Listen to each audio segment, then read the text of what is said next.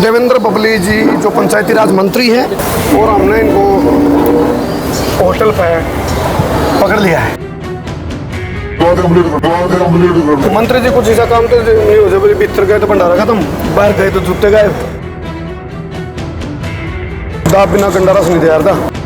जब पार्टी आपने इग्नोर कर रही थी तो आपने बड़े तू तड़ाक वाले बयान दिए। वह कहावत सार्थक कर दी, बोला दिहाड़ी कभी नहीं मरती है। विधायक तो और भी है जेजेपी के, दादा कुटुंब का सम्मान करे, बुजुर्ग है, खुट्टा लाइन लड़के।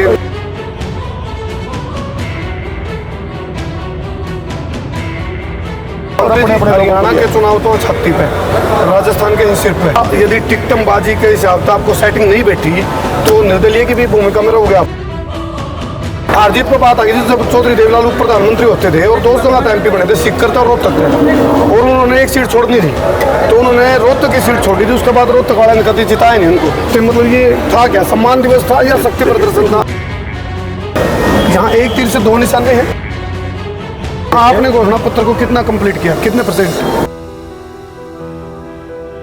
हाँ जी, राम राम। तो देवेंद्र बबली जी जो पंचायती राज मंत्री हैं वो हमारे साथ मौजूद है और हमने इनको होटल पे पकड़ लिया है। राम राम आरती जी। राम राम जी, राम राम। तो क्या बात जी, रैली में खाना नहीं मिला था क्या? अरे डब्बे में खाना पड़ रहा है। खाना नहीं, रैली थी जननायक चौधरी देवीलाल जी भंडारा नहीं था, जन्मदिन बड़े धूमधाम से। उनकी कर्म स्थली सीकर से यहाँ वो सांसद रहे, यहाँ से जब सांसद थे देश के प्रधानमंत्री बने, और इस योद्धाओं की धरती पर, धर्म नगरी कहूँगा राजस्थान की, इस सीकर की पवित्र धरती पर बड़े पार्टी जननायक जनता पार्टी के द्वारा मनाया गया है। और आपने देखा होगा एक सक्सेस प्रोग्राम इसको आप कह सकते हैं। जनता हरियाणा से भी कहूँगा, लोग उनके जो चाहने वाले थे, उनके विचारों को आगे बढ़ाने वाले थे, वो पहुँचे, और राजस्थान से भी। देवेंद्र बबली जी कहावत अपना हरियाणा में तो भाई दाब बिना गंडारा से नहीं तैयार था। और आप के बारे में यह चीज़ प्रचलित रही है कि भाई जब पार्टी आपने इग्नोर कर रही थी, दरकिनार कर रही थी, तो आपने बड़े तू तड़ाक वाले बयान दिए और फिर उसका एक्शन का रिएक्शन भी मिला, रिजल्ट भी मिला। आज भी रैली में आप पे मतलब एक जिक्र हो रहा था।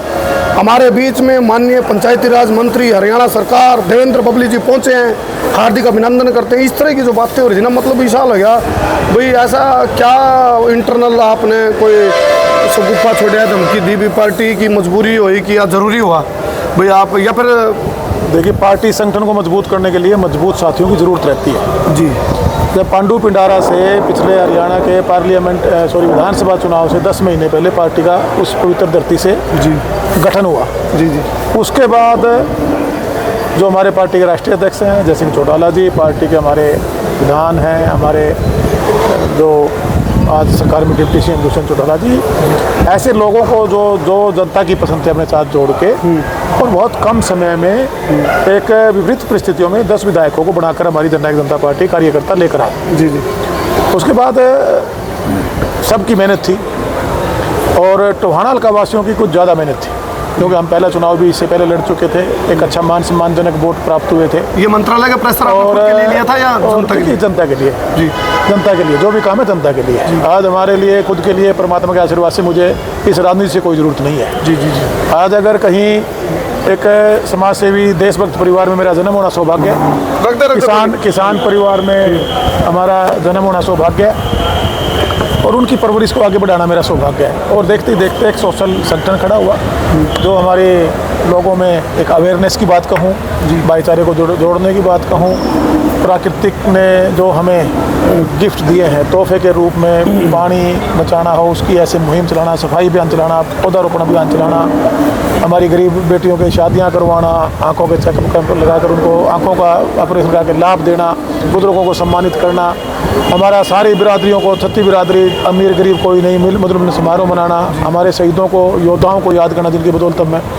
नेता सुभाष चंद्र बोस जयंती मनाना, शहीद भगत सिंह जयंती मनाना, और धार्मिक कार्यक्रमों में शिरकत करना। इस प्रकार के जो व्यवस्था एक हम लगे हुए थे, चुनाव लड़े, दूसरा चुनाव लड़े, और जनता ने एक भरपूर आशीर्वाद दिया। मैं अपनी बात कंप्लीट कर देता हूँ। उसके बाद अगर पार्टी में आए तो टोहाना के डेवलपमेंट के लिए, टोहाना का जो हमारा समर्थक वोटर थे, जो टोहाना हल्का वासी थे, वो टोहाना कैसे आगे बढ़े प्रगति रेट बढ़ाने के लिए, ये टोहाना का वासियों का हक था, तो पार्टी ने इसको सम्मान देने का काम किया। तो वह कहावत सार्थक कर दी, बोला दिहाड़ी कभी नहीं मरती। आपने वो लगातार मेहनत करते रहे, पत्थर का चोट मारते रहे।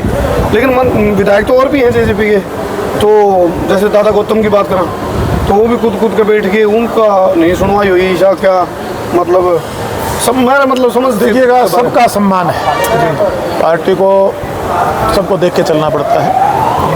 दादा गौतम का सम्मान करे, हाँ सम्मान हमारे बुजुर्ग हैं, आज भी सम्मान है। बुजुर्ग है, खुट्टा लाइन लड़के नहीं ऐसा नहीं है, वो विधायक हैं, सम्मान विधायक हैं, सीनियर विधायक हैं। और जो पार्टी में एक सम्मान की बात, कई बार अपने मनभेद हो सकते हैं, मतभेद नहीं। और जो भी प्रतिनिधि चुनकर आता है, जनता जिसको विधानसभा भेजने काम करती है, वो हर प्रतिनिधि ये चाहता है जो भी 90 विधायक बनकर आए। आज हम जो सरकार चलाने वाले लोग हैं या सरकार के सामने विपक्ष की भूमिका निभाने वाले लोग हैं, अपना अपना कार्य करते हैं और अपने अपने हरियाणा के चुनाव तो 36 पे, राजस्थान के सिर पे, तो ऐसे में हरियाणा की जो टोहाना विधानसभा की बात करो तो मुँह जिक्र चलने लग रहे हैं, किसने मिलेगी टिकट, क्या गठबंधन का हिसाब था। यदि बात होती है तो बांडा में आ जाएगी जेजेपी के, और जेजेपी का बांडा है तो टिकट किसकी होगी।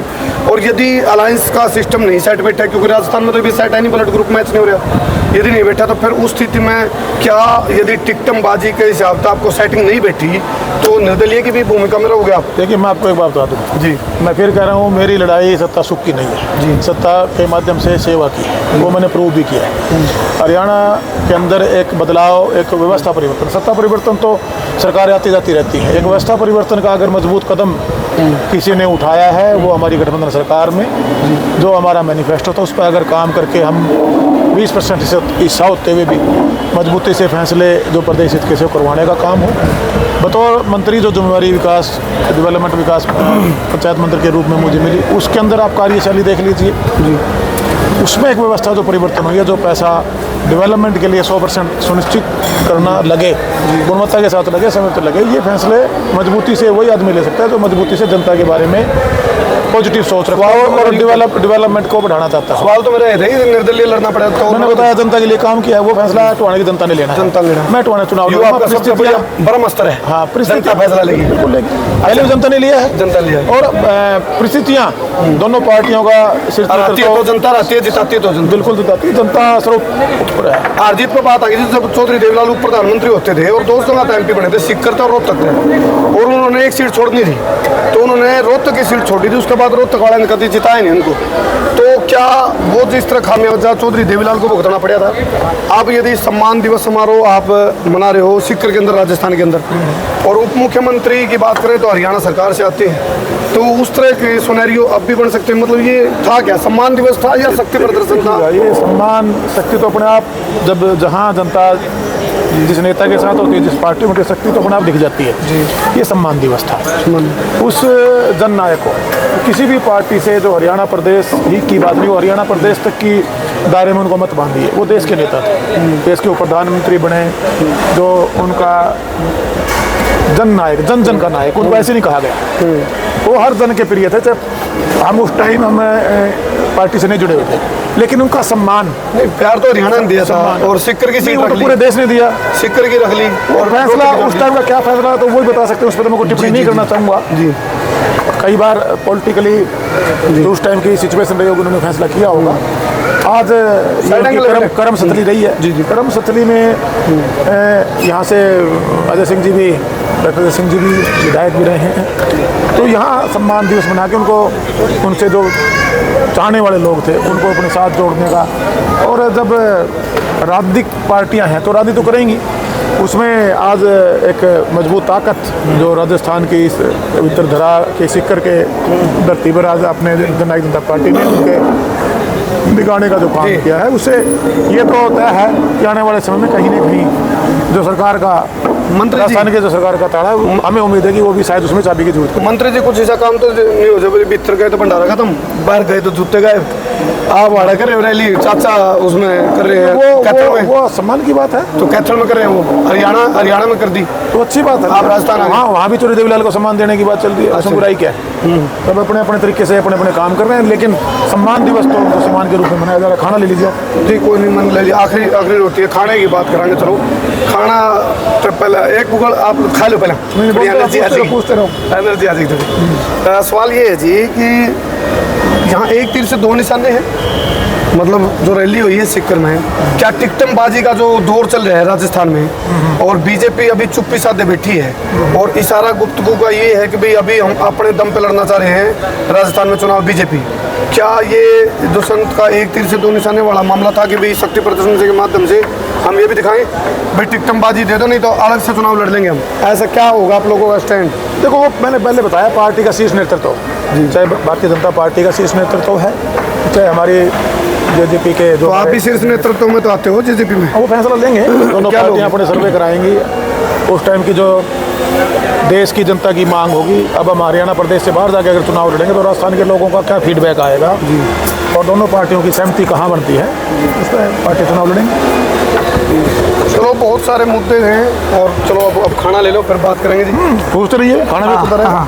चलो इसका आप लीजिए, मैं देखूंगा। ना ये होना चाहिए, एक नेता में ये खूबी होनी चाहिए, उसके पास टाइम की जो वैल्यू समझेगा ना, ये अच्छी बात लगी मैंने। एक प्लेट और लगवा भाई। ना खाना हमने ले लिया पक्का, हम पिछले उस पर खाए टेबल पे। अब आपने पकड़ी ऐसे टाइम पे आके लिया, अब खाना भूख लग रही है, खाना भी जरूरी है। हम उस टाइम खाना, वो कह रहे हैं तोड़ नहीं सकते ना, हम बीच में थे खाना गए, इसलिए हमने निपटाना जरूरी समझा फिर उसको। नहीं, जरूर, ठीक है। अच्छा देखो, हरियाणा में पेंशन का मुद्दा, देखो आप का जो महकमा है पंचायती राज की हम बात करें, और ग्रामीण अंचल की बात आ गई, बुजुर्गों की पेंशन की बात आ गई, तो खुद जेजेपी के शीर्ष नेतृत्व कहने लगे अब हम कर नहीं पाए वो चीज़, खुद कहने लगे नहीं हुई हमारे से। क्या?